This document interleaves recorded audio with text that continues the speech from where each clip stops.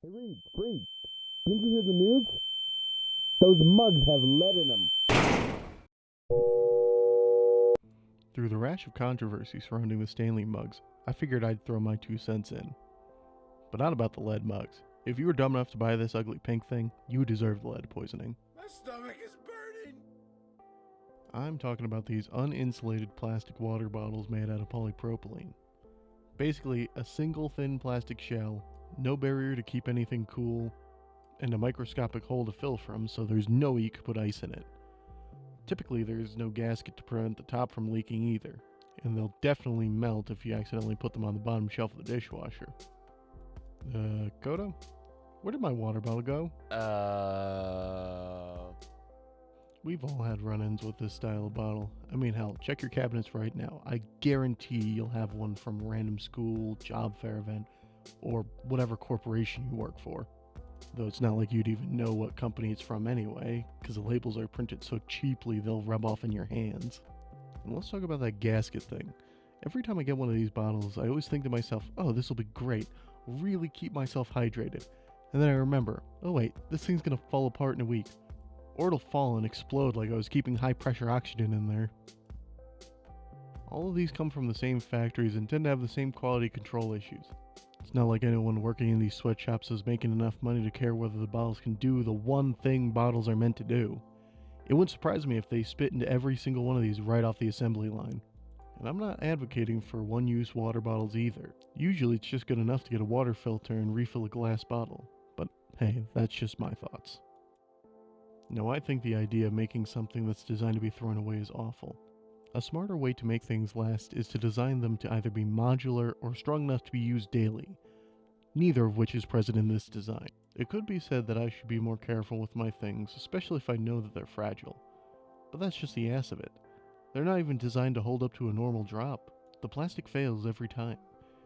It's not like they couldn't have made it more sturdy, considering that there are other bottles from more reputable companies that won't turn into garbage as soon as they see a 3-foot fall. On a similar note, the fact that you can't put ice in these usually forces people to freeze the bottle. Typically this could cause failure, but if by some cosmic miracle the thing survives, now you have a giant block of ice and no water. I've tried this, and it's obnoxiously annoying to drink. You'll get about a teaspoon of water every half hour, all because the manufacturer doesn't have the decency to make the damn spout on these things bigger. In a similar fashion to the mouthpiece being too small, there's another thing that's way too small: the whole bottle. I'm not saying we need to carry around 5-gallon jugs like the gym rats do, but seriously, a 10-ounce bottle is not enough. Your body on average needs about 104 ounces of water a day, if not more. This tiny bottle won't even get you through a single class, let alone the whole day, unless you keep refilling it every hour on the hour. I'd rather have a container that lets me hold all or most of my daily water intake.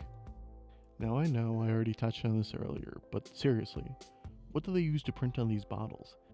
It can literally be scraped off with my fingernail. Now I have a Yeti insulated mug and that logo is still completely perfect. I just don't get how a company could look at that and be okay with their logo being on something so cheap. It would be like seeing an Apple logo on a roll of toilet paper. It just looks tacky and soulless. But remember, these bottles aren't just an eyesore and a waste of plastic. They could also be dangerous and give you cancer. So I looked it up. According to most sources, BPA can be linked to cancer, especially when exposed to for long periods of time. You know, like how long you should keep one of these water bottles for? But still, that's not the worst part about it.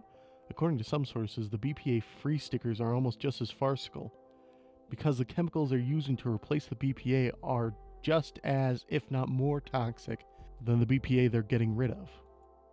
And none of these chemicals have had long-term studies done on them. The only one that's actually been studied is BPA, so that's the only one that we know, and it already gives you cancer. So chances are you get to enjoy seeing commercials beamed directly into your brain from your Neuralink implant telling you, if you've developed this list of cancers after ingesting from these water bottles, you may be entitled to 3 more hours in the metaverse ball pit.